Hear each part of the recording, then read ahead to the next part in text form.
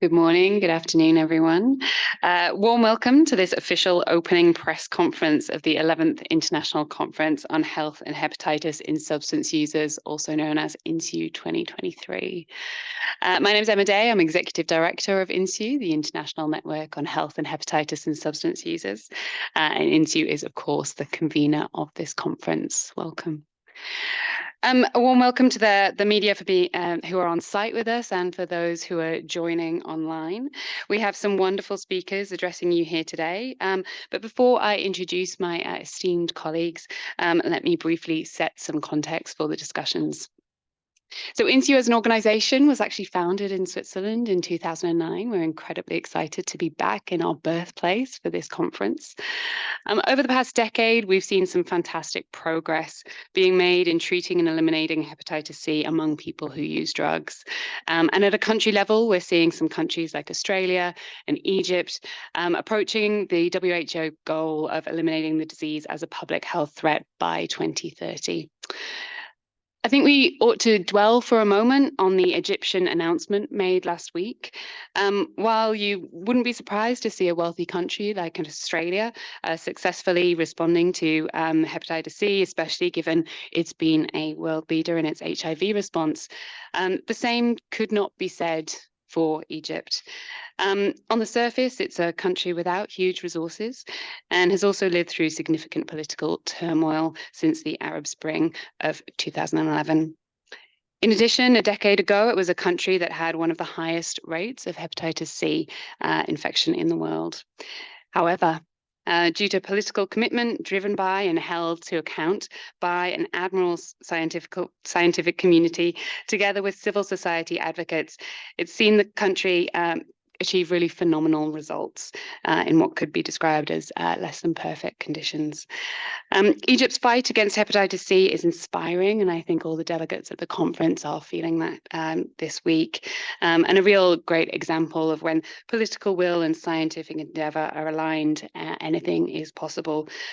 But it's also a really timely reminder that community must always be at the center of any public health response. This week in Geneva, we will have the opportunity to hear and share work and experiences from government officials, scientists, the medical community, people who use drugs, people living with hepatitis C. And it's that diverse mix of perspectives that really make this conference what it is and something that we're really proud to convene. With that, let's get started. So before introducing my esteemed colleagues sitting with me here today, just run through some brief housekeeping. This official opening press conference is being broadcast live on Zoom. It will be recorded and made available on the INHSU YouTube page shortly after. Today, we'll be hearing brief remarks from all of our speakers, and then we'll open it up to questions from the media, both those in the room and also online. To those of you who are physically present, we have a roving microphone, so please use that. And if you could indicate your media outlet and who you would like to direct your question to, please. To those journalists watching online, please type in your question and my colleague Michael Kessler from the communications team will relay that. Again, please indicate your media outlet and who you would like to direct your question to. And please keep your questions brief. Our first speaker today needs no introduction. It's no accident that we are holding this event in Switzerland, a country that has been ahead of the curve on harm reduction and drug policy for over 2 decades.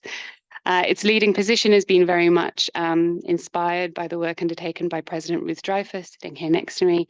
President Dreifuss is, of course, the former president of Switzerland, a former Minister of Health, and a founding member of the Global Commission on Drug Policy, who also have a presence at the conference here this week. President Dreifuss will briefly outline for us today some of the key tenets of the work of the Commission, namely why progressive drug policy is essential to good public health outcomes. Over to you, President Dreifuss. Thank you. Ladies and gentlemen, good afternoon. It's an honor and a pleasure for me to be sitting here with a practitioner on my side, with scientists on my side, with a person representing a person directly concerned on my side. And as you heard, I was a politician in my country. And I continue to work on drug policy in my canton here in Geneva, but also in worldwide, if I can say so, with my colleagues and fellows of the Global Commission on Drug Policy. The Global Commission on Drug Policy was created in 2011. It is a gathering of 29 now, 29 I have always some difficulty to say world leaders, people who had responsibility in their country on the highest level, prime minister, president, but also high level former UN civil servant or responsible, and even from the cultural and economic life, people of international knowledge or being known on international level.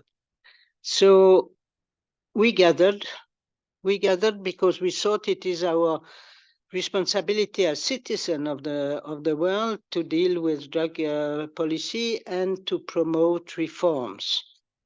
The first step was done by just the idea that there was a taboo on drug users and the problem of drugs in the world. I mean, a taboo to speak about and to put into question the general policy of prohibition and punitive ways to deal.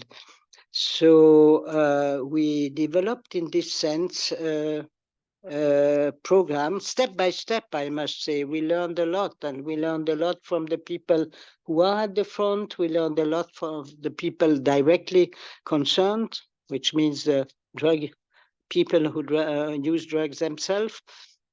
And we see our duty as advocating for reforms, explaining how the drug control system internationally has failed, to explain that the national policies who are inspired by these conventions have failed. And this is very clear in relationship with transmissible disease and the general risk taken by people who use drugs, not only them, but also the society and their community being at risk through repressive policies. So we recognize that achieving coherent, comprehensive drug policy is far from straightforward. The three international drug control conventions of the United Nations, which serve, as I said, as a basis for the current international drug control system, but also on the national laws of the country who are part of this convention, are outdated and contradict the latest recommendation and position of the United Nations. For instance, the UNGAS Declaration, the UN General Assembly that was in 2016 dedicated to the problem of drugs. Also the UN Common Position on Drug, and for instance, the report now, very recent report of the High Commissioner for Human Rights. Since its creation, the Global Commission has contributed to break the taboo and to expose the harmful effect of the repressive drug policies and that is very important, the disproportionate cost of law enforcement and repressive criminal justice on marginalized and stigmatized groups, mainly also on their health. In 2014, the Global Commission proposed 5 pathways for effective drug policy, codified in a report, and these 5 points are very clear. Putting people's health and safety first. Drug use is a health problem. It is not only a health problem, it is also, it can be also a free choice and cultural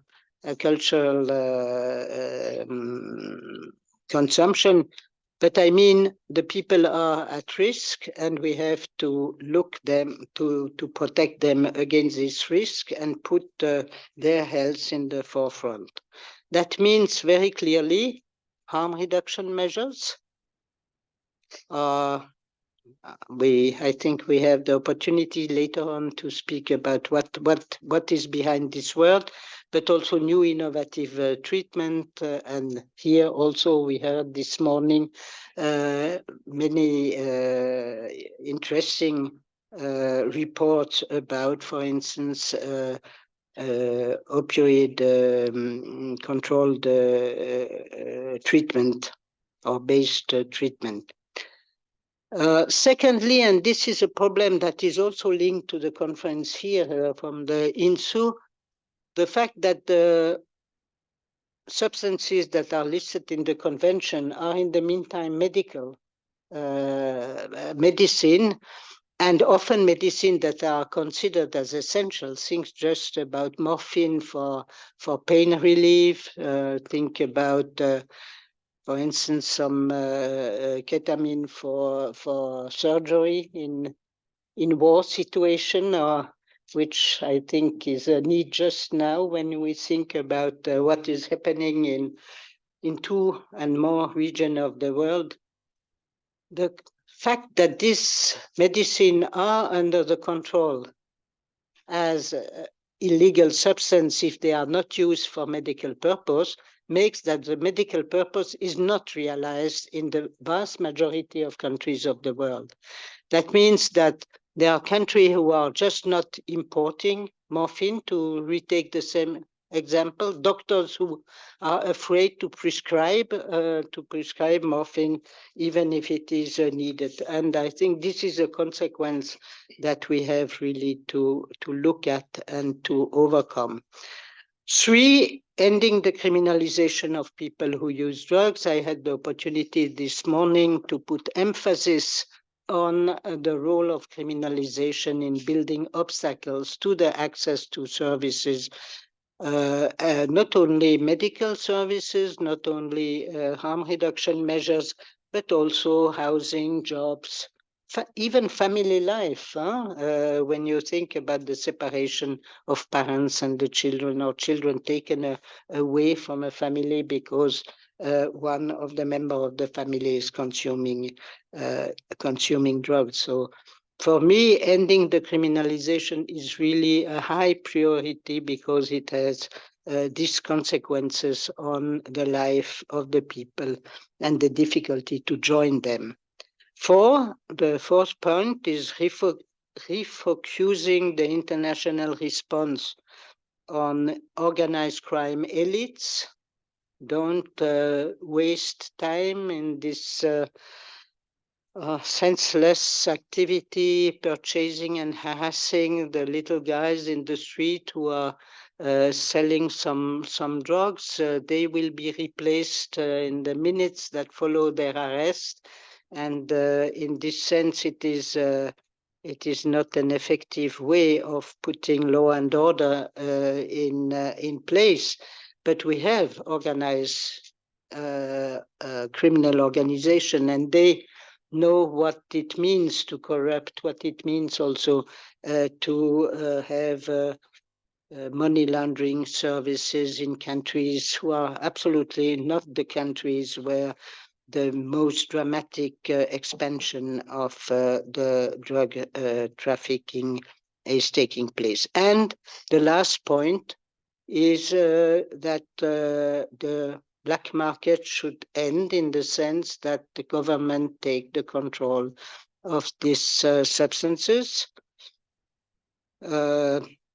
Ready to answer to question on what that would mean. There are some progress now, but for a substance that is probably the least risky, and that is cannabis. As you know, there are development now in the world going towards regulating this market.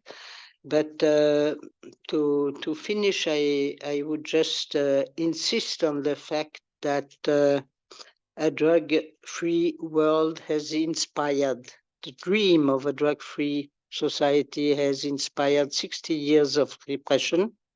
And this illusion has really to stop and to be replaced by pragmatic answers to the need of the people who use drugs, but also their environment and society. Thank you. Thank you so much, President Dreyfus. Of course, if we're to progress in our response to hepatitis C amongst people who use drugs, we need to be clear what the remaining barriers are. And with that, our next speaker will be speaking to an exciting paper that will be published shortly in the Lancet Gastroenterology and Hepatology, which looks at some of the major barriers that are restricting access to direct-acting antiviral treatment that cures hepatitis C in many countries. So Jason Grebley is a professor in the Viral Hepatitis Clinical Research Program at the Kirby Institute at the University of New South Wales in Sydney. Jason is a co-author of the study and he will present its key findings this week at the conference. Jason is also Institute president. Go ahead, Jason. Great. Good afternoon, everyone. Before I begin, I would actually like to just first thank Dr. Alison Marshall, who's actually been the one leading this work, but she was unable to be here to present today. So just want to acknowledge her efforts. I think it's also important to acknowledge the 166 global collaborators that are part of the global HCV and HIV treatment restrictions group who are critical in facilitating this work. And then lastly, I really have a massive thanks for colleagues at the global and regional offices of the World Health Organization who facilitated putting us in touch with the contacts in the countries globally to facilitate this massive effort. So the availability of direct-acting antiviral therapies for hepatitis C infection that are safe and achieve cure rates greater than 95% have been an absolute game changer, probably one of the biggest medical advances in the past several decades. And it's really led to population level reductions in hepatitis C related morbidity and mortality. Initially, the high list prices of these new therapies resulted in many governments trying to curtail the costs by restricting the reimbursement of these medications to people with advanced liver disease, people with no recent drug or alcohol use. Also, and only specialist physicians could actually prescribe these medications. Little work before this has been done to characterize the global access to these new hepatitis C medications. So in this study, we assessed the global availability and reimbursement of these new direct-acting antiviral therapies for hepatitis C infection. And we also looked at restrictions related to prescriber type, liver disease stage, drug and alcohol use, and retreatment. So we systematically searched the literature between August and October 2021 and extracted data from drug regulatory websites internationally, online drug formularies, and national HCV guidelines. We established a global network of 166 experts to confirm these data and then to facilitate the retrieval of the data that we couldn't find in the literature. So overall, we extracted information from 160 of 209 countries globally, or 77%, representing 95% of the world's population. Okay, key finding number one, 91% of countries overall, so 145 of the 160, and 87% of low and middle income countries had at least one direct-acting antiviral therapy registered. Only 68% of countries overall the government reimbursed at least one of these new direct-acting antiviral treatments, so only 2/3. Some regions had considerably more access to these reimbursed direct-acting antiviral treatments than others. So for example, 100% of Eastern European countries, so all 19 countries in the study, provided reimbursement, compared to only 50% in Central Asia, only 2 of 4 countries, and only 25% in Sub-Saharan Africa, so 9 of the 36 countries. Among low and middle income countries, only 52% of countries reimbursed at least one of these treatments. That includes countries like Nigeria, which is number 7 burden globally, and also Ethiopia, which is number 13 globally. Key finding 2, 61% of the countries had prescribing restrictions. So they were reimbursed, but there was restrictions against them being provided to people that needed them. And this meant that also so in terms of specialists, only specialists could prescribe these medications. 3% had still had liver disease restrictions despite changes to the guidelines that this should no longer be a contraindication. 6% had drug use restrictions, again, not consistent with evidence-based guidelines. 5% had alcohol use restrictions, and 7% restricted people so they could not be retreated if they had virological failure or became reinfected. Among countries with prescriber restrictions, nearly half of these were from low middle income countries. Countries with drug and alcohol use restrictions included the Republic of North Macedonia, Libya and Arab Jeremiah, and Bosnia and Herzegovina, Brunei, Dar es Salaam, Croatia, Guyana, and Uruguay. So in summary, our findings suggest suboptimal levels of reimbursement for these new therapies among the countries where they are registered. This is a particular issue in low and middle income countries where greater work is needed to support access by governments globally. To put this in perspective, globally, 50 million of the 57 million people living with hepatitis C live in low and middle income countries. So if we are going to achieve global elimination, we really need to address these barriers to access and reimbursement in order to scale up and facilitate elimination efforts. Our findings also demonstrate that the prescriber restrictions were the most common restrictions, 61% of the countries. This restriction reduces the proportion of available prescribers and requires people to receive treatment from a specialist center, often at a hospital. This is a major barrier for marginalized population groups, particularly people who use or inject drugs, who are more likely to experience stigma in healthcare settings and avoid attending hospital-based centers. So increasing task sharing of HCV testing and treatment to non-specialized centers, so primary care centers and other centers in the community, would strongly broaden access. There's also a small number of countries that still restrict access based on drug and alcohol use, advanced liver disease, and retreatment.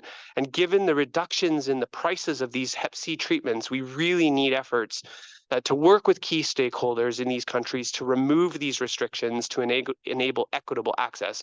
They are not consistent with the clinical guidelines and should not be in place. Compared to other infectious diseases, global leadership and financial backing is lacking for hepatitis C.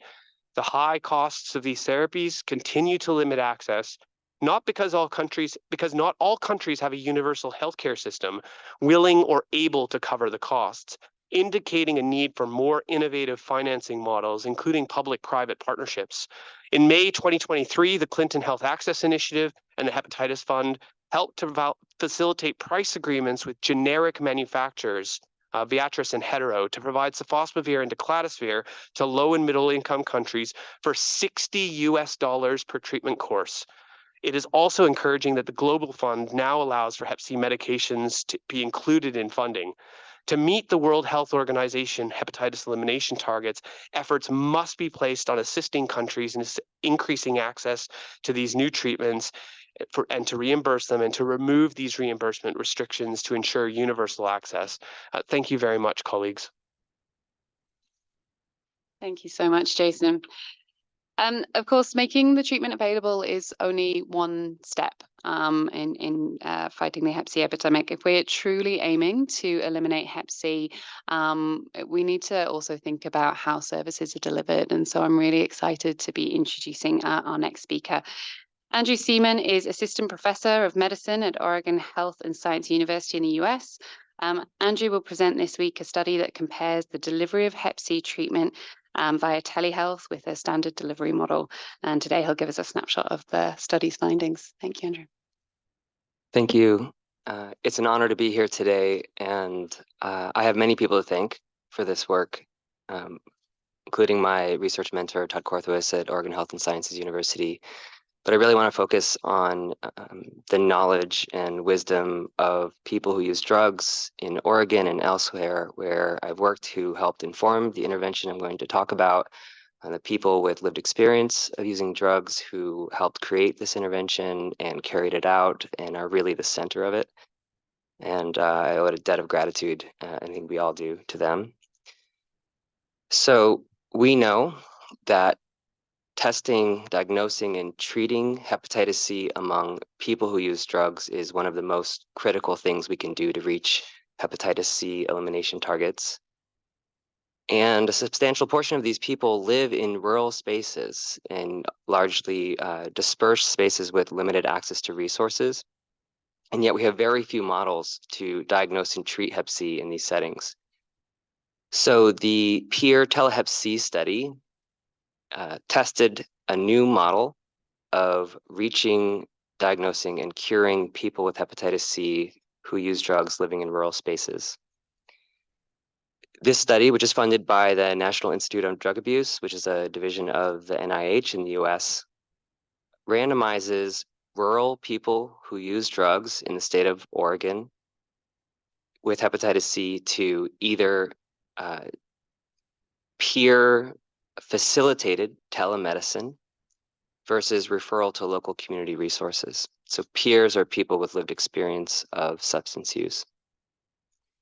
In the group of people who were directly referred to or directly facilitated for a telemedicine visit, roughly as compared to people who were referred to a community provider, roughly 6 times more people initiated on treatment and 4 times more people were cured of hepatitis C. 85% of all people in the peer telehep C arm initiated on treatment as compared to 13% in the referral to local resources group. The good news is that I also think this is really scalable. So this is something that decenters the role of medical providers and health systems and recenters and re-empowers and builds up communities and people with lived experience of substance use who have more shared identity and more knowledge about the lives of people who use drugs with hepatitis C. Medical systems, medical providers are expensive and often out of touch with what the needs are of this population, and often people living with hepatitis C, especially those who use drugs, face a lot of stigma and uncertainty about engaging with health systems, where peers have, I would say, a PhD in living with substance use. And they are in the communities, often know the people they're serving and have deep roots. And there's this almost automatic bubble of trust that is kind of enshrouded when someone comes into the community with lived experience. They can go into camps, they can meet people in parking lots, they can meet people literally and figuratively where they are. And it allows us to really get out to where people are living, and it can really change the game. And I want to emphasize something, that peers were involved in recruiting both arms of the study. So people coming in all in both arms already had a peer test and diagnose, complete all of their pre-treatment workup. So this comparison that we're seeing, the 6 times more people initiating and 4 times more people cured, is individuals who already have everything they need. They just need someone to push a button and prescribe a medication. And the truth is, it's easy now. It doesn't really matter what med you use. So what we're trying to do is really take these medical systems out of the center. If I had it my way, we wouldn't even need the provider to be there most of the time. And these peers could probably do it on their own, because you just set up the systems and you create the algorithm so that everything is known and kind of researched ahead of time. So for me, this is very exciting. I think that it's a very economically feasible model. Telemedicine is quite easy to implement, and the providers can be anywhere. And we have lots of people with PhDs in drug use living in the community who we can re-engage and get involved in curing and ending hepatitis C. So thank you, and I appreciate your efforts, and I'm honored to be here. Thank you so much. Some really incredible work. And leading on really nicely to our next speaker. So, we know how central community need to be to all responses. So it gives me great pleasure to introduce Angela McBride as our next speaker. Angela is Executive Director of the South African Network of People Who Use Drugs, also known as SANPUD, and a valued INHSU board member as well. Go ahead, Angela. Thank you. And thank you for the opportunity. I was just sitting here thinking to myself, number one, Andrew, you pretty much took all my words away, so I guess I'll be very short now. I'm incredibly grateful to be here. And just to emphasize most, I know for a fact I wouldn't be here without my peers, without the Sanford team, without sensitized, open-minded, kind service providers. Because the truth is, in a lot of cases, going to a public health facility with a need or with a not feeling well, whichever the case may be, being turned away happens a lot, and happens more often than we'd like to admit and be okay with. And hearing and living and seeing, even in South Africa, although not to the extent as in your case with the research, but when services are provided by people who use drugs, a lot of the time those services are personal, because it is personal. It's my friend, it's my family. And unfortunately, I think if a service provider doesn't have that connection, it doesn't have that, is unfortunately doing it just for a job, that is lost. And that leads to loss to follow up. So many times, people I know, people I care about have refuse to get treated for and really it's treatable things, like from a wound, and even just stuff like HIV testing and counseling and ARVs or something to that extent. If you're not comfortable accessing a service, you won't access that service. And in SA, I'm really proud of my country, I'll be honest. I'm really proud of the harm reduction movement in South Africa, from learning from the sex worker movements, learning from cannabis movements, and even within the harm reduction technical field, we are so lucky to have not just service providers or researchers or academics, but also like really incredible peers and people. One of our team members, Natalie Jacobs, was meant to be here today, and I miss her because I think this would have been so incredible for her. And it's these opportunities. And unfortunately, due to things like, punitive policies and laws, a lot of the time, community can't be present in spaces like this. The community day, the policy day, the past few days have just been so incredible and so warm and welcoming. And that's what's important when it comes to community. That's what's important when it comes to, anything related to people who use drugs. It needs to be community. It needs to be community led. It needs to be community involved on multiple levels. And this also goes for challenging these punitive laws and approaches, refusing to give someone OAT because they came 5 minutes late and, you want to go home. Unfortunately, if you don't want to be doing this job and you're not willing to go a little bit extra, please don't. Just step back and make room for someone who actually wants to, or better still, capacitate someone, capacitate a peer into that space. Be able and whether it's allocating budget or whether it's having opportunities within the universities and the likes to strengthen people who wouldn't necessarily have opportunity because, for example, they have a criminal record as a result of being arrested and charged or having substances on them. So it just kind of becomes that very vicious cycle and a very getting stuck in that. And if sitting, it's incredible. I'm really grateful to be sitting on this, today. But I can't help but think, like, I'm going home, and how are we going home? Like, is there going to be cool, thanks, great time, and close your door, get into your Mercedes or whichever? And one of the biggest things for me, and maybe I'll just round it off, is change starts with us. And it's as simple as smiling at someone who's standing on the side of the street asking for some cash or something to eat. You don't have to give, but you can at least acknowledge.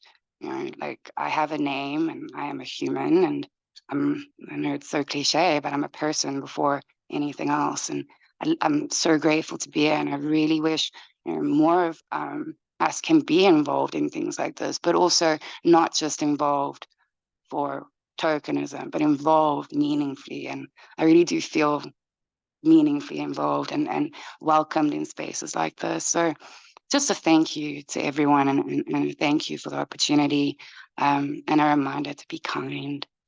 Yeah, thank you. Thank you so much, Angela. Just, a reminder about meaningful engagement and how important that is. Thank you so much. It's an absolute honor to introduce our final speaker today.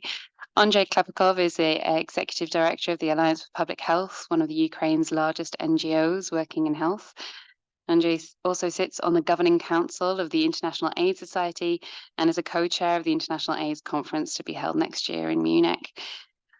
Many of us have heard and seen some of the accounts told by Andrei and his colleagues of the impact of the Russian invasion of Ukraine since last February. Andrei has given countless interviews to media over the past 18 months, and we're delighted that he and some of his colleagues from Ukraine are attending the conference this week to provide an update on the public health situation in Ukraine. Ukraine's been a force for harm reduction within the Eastern European and Central Asia region, so we feel so privileged to have him here. Thank you. Yeah, thank you so much for such kind introduction and for this opportunity. As the conference is in Europe, it's actually very, very important having this focus on Eastern Europe as well, and on Ukraine, where we are facing brutal Russian aggression with so many civilians suffered, and with such huge move of the population. And of course, those who were vulnerable during the peaceful time, during the war, the vulnerability increased by times because of lack of funding, social disconnections, stress, and huge pressure. So, of course, people who use drugs are among those suffering the most from this war and turbulence. So at the same time, well, with my organization, absolutely sharing the values of nothing about us without us. So we kind of make direct efforts to channel funding to the community and to give space and flexibility to address humanitarian needs as well. Because, well, if well, syringes are important, but if I want to eat, yeah, I'm looking for a food, not for syringe. That's important, and I think it's so critical to provide funding to those who are in a desperate situation, because so many doors of humanitarian organizations are closed.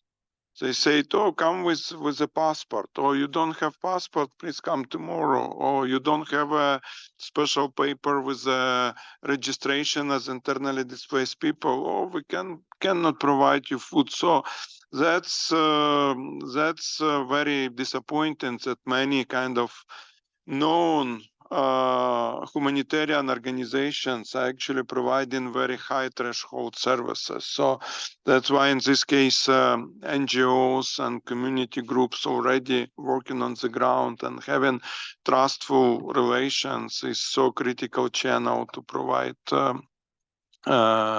humanitarian support for those who need this. And well, overall, well, Russia started this war earlier than we saw. It started including in public health area,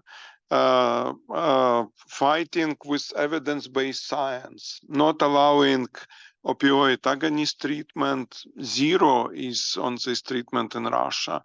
Almost not allowing harm reduction program with just several very small boutique programs. So it was initially the war of ideology, prejudice, stereotypes, repressive policy against science, against evidence-based practices, and against actually human rights values. Yeah, because, well, apart from the medical sides, we're all humans, as you say, and human rights are fundamental, more fundamental than health, actually. And So that's why kind of it's so critical to oppose these trends, because what we see that Russia is trying to impose its repressive policies in other countries on the orbit of influence, like in Kyrgyzstan with the draft law on foreign agent,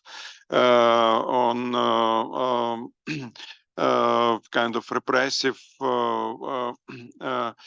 regulations towards key populations. In Russia itself, for example, they unanimously voted to prohibit transgender transition.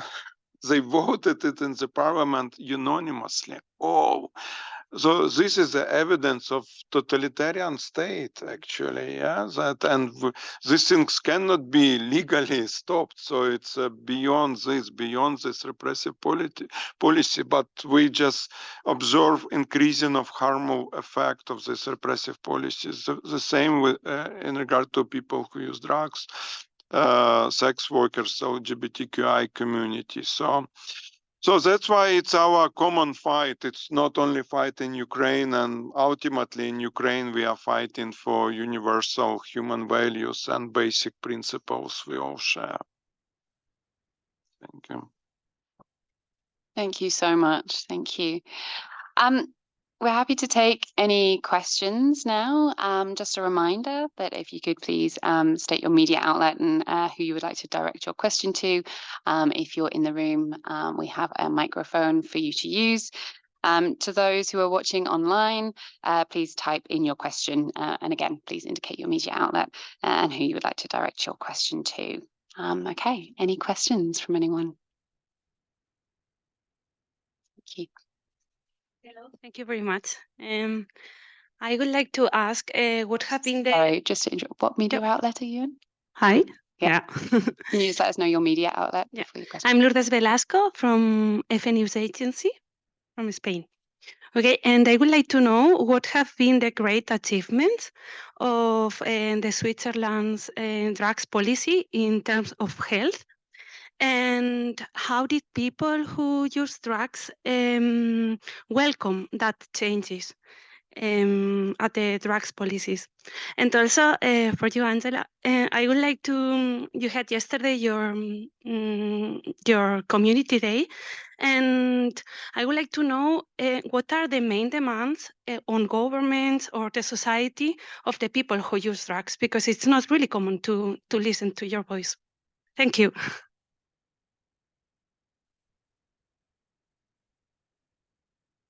Thank you for the question. As you probably know, decades ago, Switzerland was facing a double crisis.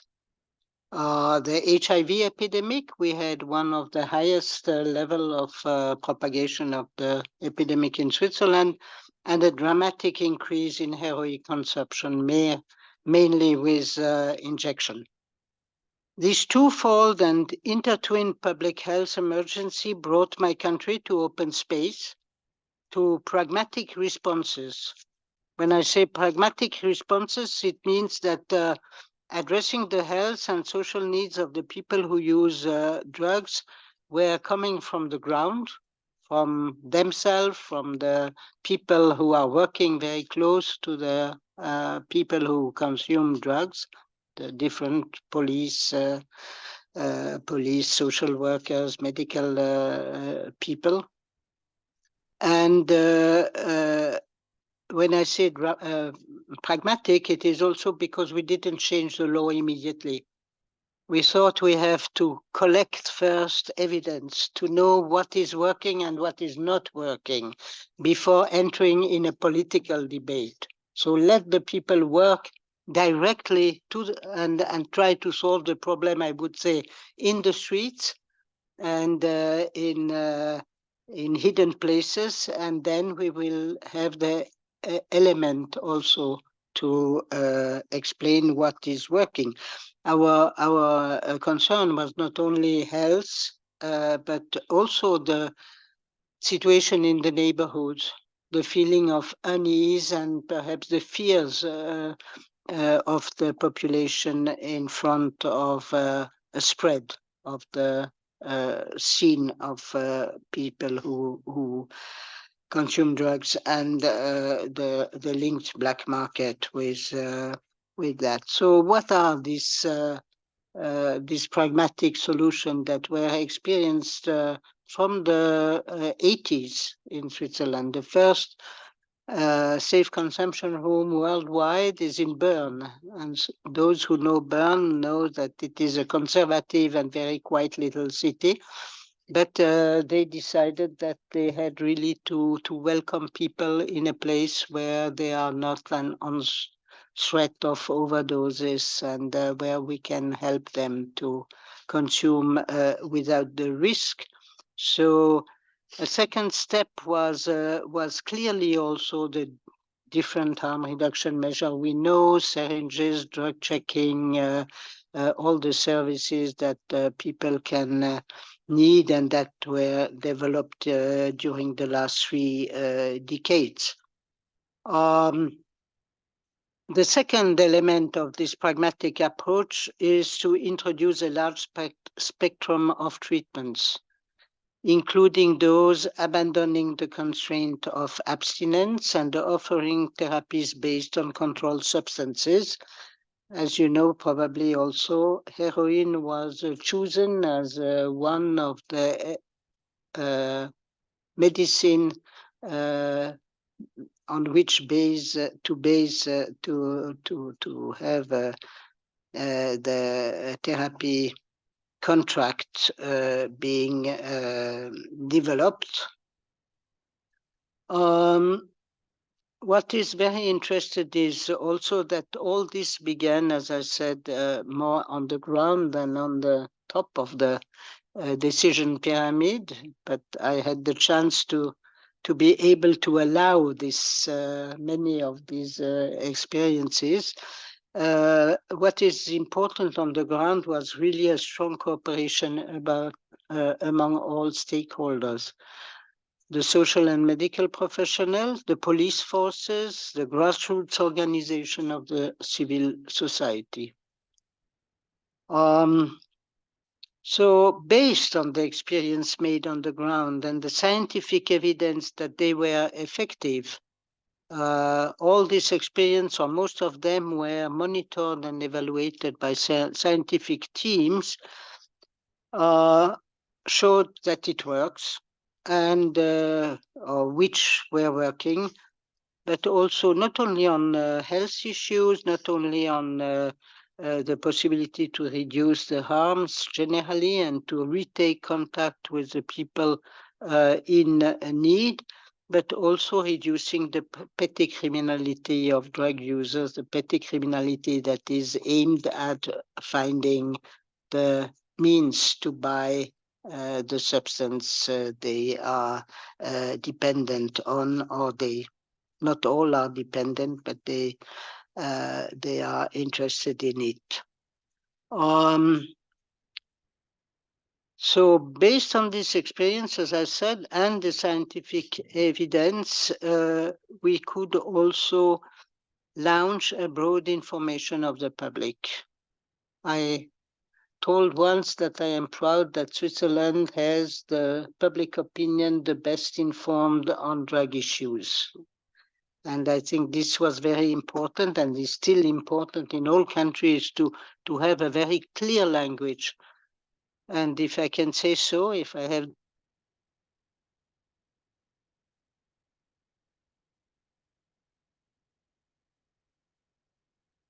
our national sport in Switzerland is voting. Huh? We have 4 times a year the possibility to vote on a proposal coming either from the parliament or from the government. And so I had to campaign on different levels, municipality, canton, confederation, to support these changes and to explain why we did them and what were the result. And one of my greatest, not difficulty, but message was, you see, we are in a paradoxal situation because possession of drug is still prohibited in Switzerland. because possession and production is prohibited also for their own use. That means that practically consumption is also prohibited, even if it is not so written in the law. And in the meantime, we open space where the people will consume, will bring what they bought on the black market. We open space that they have the devices they need to inject drugs, clean devices. And I just invite you to accept, to take a decision, a paradoxical decision, because it is a matter of life and health. And we had, thanks this open political debate, the revised Swiss narcotic law was accepted in a popular ballot on national level. And since then, the 4 pillars of prevention, harm reduction, treatment, and a more focused and proportionate repression inspire the response we need, even if the scene of the landscape of the drug issue is changing. The substances are changing, the risks are changing. But what is very important is still to remember that health has to come first, and human rights of the drug users has to be respected.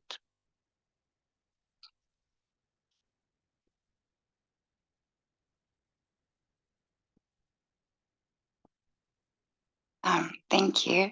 How much time do you have? I think, you know, I want to say it's country specific or region specific, but ultimately the needs of people who use drugs is quite universal, first and foremost. And I don't want to say most importantly, because I think that regardless, it's all of the needs and all of the demands, for lack of a better word, are important. But you know, if it's not just nothing for me without me, it's nothing for me, it's nothing about me, it's nothing, you know, anything related to me without me. And this ranges from, you know, needle and syringe programs that should be accessible and available throughout, you know, advising and engaging with communities to find out what types of needles, and having a variety, having options available. And that goes for safe stimulant packs, safe harm reduction supply as a whole in general, OAT, safe spaces. It was mentioned so perfectly, like basic human rights, a meal or health, just to have access. And I think I can generalize because I believe that universally there are a number of things that we all experience and we all still want. Some countries are more progressive than others. Some are starting out and doing great, and some are regressing, I think. And it's around advocacy. It's around decrim. It's looking at ways of policy reform that are beneficial and look at health and well-being of people, including people. And like I said, I can easily go on and have I just like make a whole list, but I think it's around access, and it's around humanity, and it's around, you know, not just basic human needs, but just, you know, keeping to my basic human rights, making sure that, you know, and treating me like a human. And of course, you know, the health aspect, and health speaks for many things, from treatment and testing to needles and syringes and, you know, shelter, showers, someone to talk to. Yeah. Thank you. Thanks so much. We've got time for one more question. Thank you. But maybe they ask better questions online. I don't know. No. You Go. okay? Boris Engelson, a local freelancer. Until last night, I didn't even know of the existence of your conference. I never heard of INHSU, so I hardly dare asking a question in presence of my distinguished colleagues from the Palais des Nations. But funnily enough, there are none in the room that would it's a question I keep for myself. I have three simple questions. There are two places in the society which could cope to some extent with the issue we are discussing and which is rarely discussed. One is school, the other one is the army. School, I always wondered why medicine is not taught at school and not as a major. There might be good reasons, but I could never understand. And this could help a lot prevention. Even if you turn a junkie, you might still have some good science in your mind from what you learned at school. The army, it's suggested to me by what Mr. Pikov said. How do armies cope with the issue of drugs, of addiction, and of health-related issue? Probably they have other tools, ways, and duties, but I never heard discuss this aspect. Then, for me, I'm completely lost in your issue because, of course, I heard of drug policy issues. I heard of the time when it was repressive. I heard of the time when there was the prohibition, but I am not sure what is the hot issue this year. What should I follow, monitor, especially to make a story? If you can tell me what in this conference would be the novel issue, something which is not just a repeat of what probably we could have or I could have written in the past. And my last question goes to Ruud Dreyfus. Indeed, with bad hearing and poor English, the two non-English speaking, native English speaking people are the only ones I could hear what they said. Why is it that after the failure of prohibition in the 1920s, the same mistake was repeated with substances? Would you like to direct the first two questions to anyone in particular, or we can start with? No. Even for army, whomever wants to address the issue. Okay. I did not hear your question. Okay, Andre, thank you. Well, army is a kind of a reflection of society, yeah. So, well, in terms of drug use, no exceptions there. Moreover, in the time of such huge stress, drug use is a big issue. I'm saying issue, not problem, for army, because in order to cope with this post-traumatic syndrome, it's usually with either drugs or medical drugs or non-medical drugs is the way forward.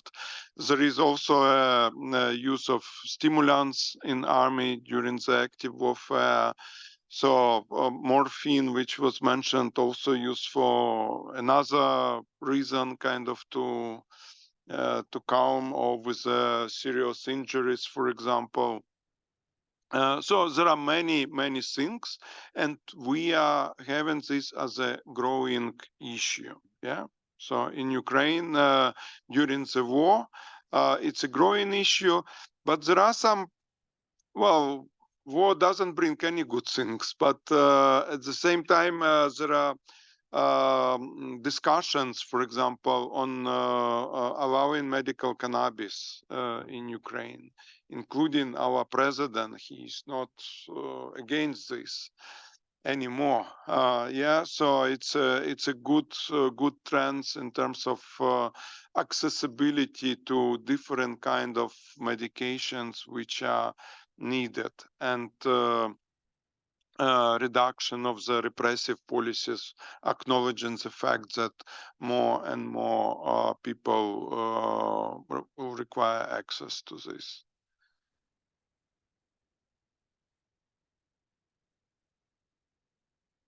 I will make an attempt at the school question. So I don't know the word you use, junkie. I don't know what that is, and I've never met one. But I would say that almost all people in the world use drugs of some kind, and that, also getting to that what you brought up around trauma, I would say not everyone, but many of the people who use drugs in a chaotic way, in a way that ends up causing harm in their lives, outside of the prohibition specific harms caused by the drug war, also have trauma, and many children have trauma. So I would say, yes, let's teach children about drug use, just like we are supposed to be teaching children about sex, to allow them to better understand that, one, again, most people use drugs of some kind. Two, yes, some drugs may make it challenging for you in your life. And so you should be aware of what they are and how they work and what some of those risks are, what maybe some of the benefits are for some people, and to know how to stay safe if you are using drugs. And so I think, yes, I think that should be universal education. And then also we should be, again, teaching this in a way so that people understand that people who use drugs, even in a chaotic way, do so for lots of reasons, and that they are no different from anyone else, except maybe some genetic risk factors in some folks, and lots of social factors, experiences in their lives, often early lives. And so, yes, we should be talking about all of these things, and there would be a lot of education that would have to happen with educators to know how to do that in a way that's respectful and helpful and not harmful. I'll try and tackle the question about what to be looking out for in the conference for this year, and what are the big issues that are important. So the first way I'll tackle this is what did the conference organizing committee, when they came together as a big group of people from a diverse range of different countries, decide were going to be the key topics that we would focus on in each of the morning plenary sessions.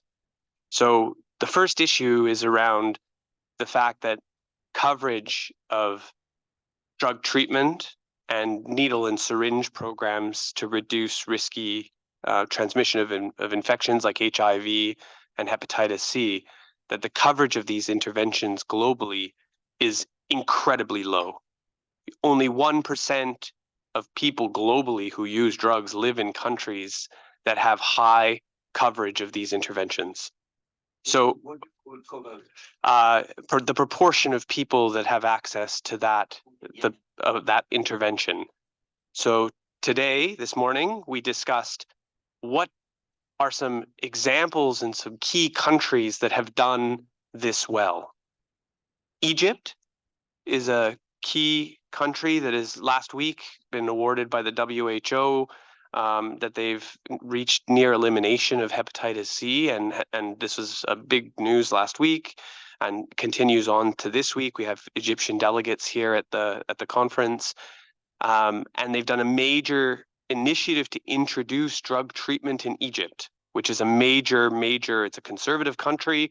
So to have achieved that provides an important catalyst for other countries in a similar situation to perhaps introduce drug treatment in their countries. So it's important to understand, how did Egypt do this, and how can other countries learn from that to do similar effects to then increase access in those countries. Ukraine, my colleague gave a fantastic talk this morning about the situation and how resilient and how the amazing job that Ukraine has done to increase the proportion of people that access the services that they need.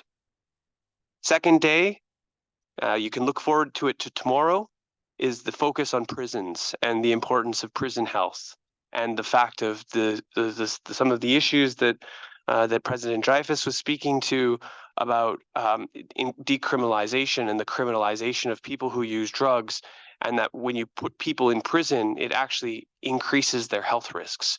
They're more likely to acquire HIV. They're more likely to acquire hepatitis C, and this is the calls to decriminalize drugs so that people are not put in prison, to put them at increased health risk. The third day focuses on women who use drugs. Again, a neglected topic, but very important, and the importance of developing services that are specific for women who use drugs. that you've heard from the different research that was presented, so I won't go through that in more detail. These were some of the key studies that were presented, but I hope that gives you a little bit of a flavor. Again, maybe just focusing also on other new interventions, important things, supervised consumption rooms. Switzerland has been a leader in this. Other countries are starting to introduce this. Scotland just announced recently that it's planning to set one up. So it's an important part of the package. Drug checking. So all these other interventions that we need to be able to improve the health of people who use drugs. So I hope that gives you a little bit of a flavor. I hope I didn't go on too long. So.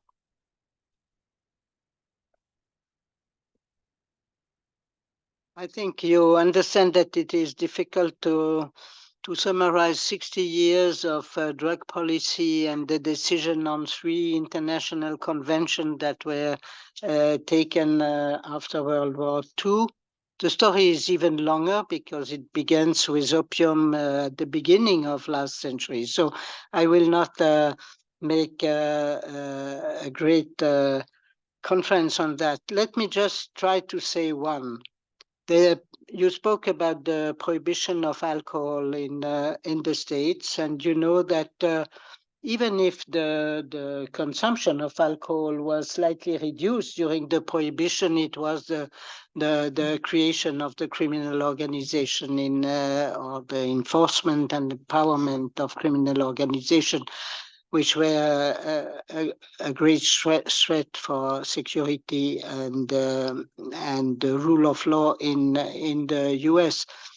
So this was the reason why it was stopped. I mean, but it was also stopped because one could say that this consumption was the consumption of the majority or a large part of the white population in the States, or let's say in the genuine population in the States. So to protect this population, they stopped the prohibition. Second reason. But in a society, there is always the feeling that some people are dangerous for the society because they belong to minorities with other cultural background.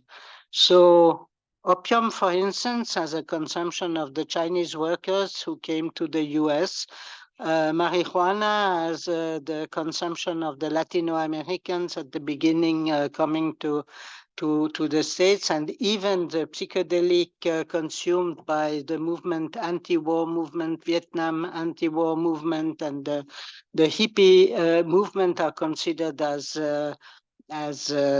dangerous elements in society. So just to summarize this, I would say, as long as this was considered as a threat for the society, the political decision and not an evidence-based decision was taken to prohibit all these substances, with the result that at the end, the substances themselves come back to the society, that they try to prohibit them and reinforce the criminal organization. This vicious circle has to be brought to be destroyed, and this is the reason why the first revendication, in my view, or the most urgent, in my view, apart the medical approach and the health approach, is really to stop the criminalization of the consumption and the possession of substances for their own use. And I think this is really the moment to say, because I spoke about the paradoxal situation or the paradoxal discourse of an old politician who was successful to bring this message over to the people. The only way to overcome immediately this paradoxal situation is to decriminalize the consumption and the preparation for their own consumption. Excellent. Excellent place to end. Non, derrière Michael, il y avait quelqu'un qui a levé la main. No, I think we that's all we have time for. So thank you everyone for your questions. If anyone has any more questions, please speak to Michael Kessler. And thank you for our wonderful speakers. Thanks everyone.